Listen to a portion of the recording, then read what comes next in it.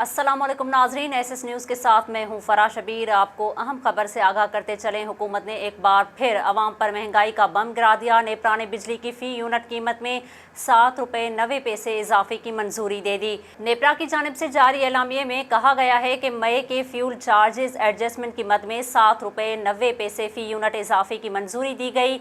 एलामिया में यह भी कहा गया है कि central power purchasing agency CPPA ने ₹7.96 फ़ी यूनिट इजाफे की दरख्वास्त दे दी थी। अथॉरिटी ने 27 जून 2022 को फ्यूल चार्जेस एडजस्टमेंट FCA पर अवामी समाअत की थी।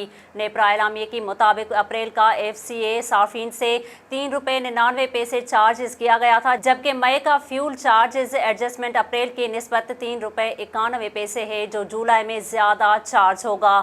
एलामी में बताया गया है कि FCA का इतलाक़ इलेक्ट्रिक और लाइफ लाइन सार्फिन के अलावा डिस्कोस के तमाम सार्फिन पर होगा।